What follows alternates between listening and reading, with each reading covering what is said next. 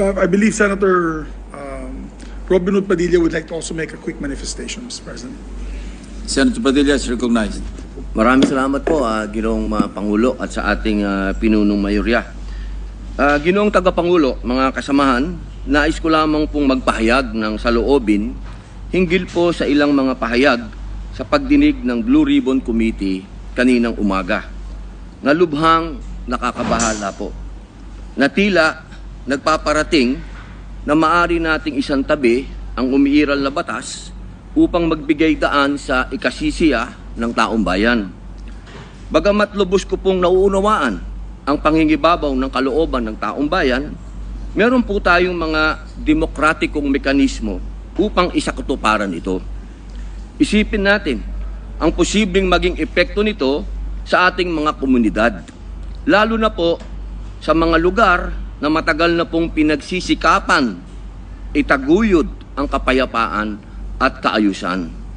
Halimbawa na lang po sa Mindanao, patuloy po tayo na nagpapaalala sa ating mga kababayan doon na sumunod sa batas, na ang batas ay para sa lahat. Ang batas ay hindi hadlang sa kalayaan. Ito ang saligan ng isang sibilisado at maayos na lipunan.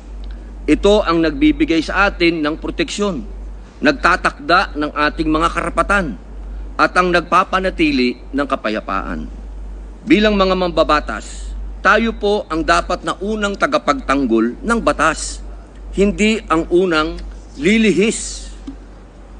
Hindi din natin dapat ipagsapalaran ang tiwala ng mamamayan sa ating mga institusyon at makibahagi sa pagpapalabo sa hangganan na tama at maling gawi sa tuwing may matinding suliranin na sumusubok sa ating diwa bilang isang nasyon. Kaya buong puso po akong nakikiusap, nananawagan sa mga opisyal ng pamahalaan at sa mga kasama po sa kapulungang ito. Hindi po pare-pareho ang sitwasyon natin. Hindi po pareho ang Luzon, sa Visayas, sa Mindanao. Meron po mga katulad natin na umiikot sa mga liblib na lugar at nagpapakilala po ng batas na dapat sundin.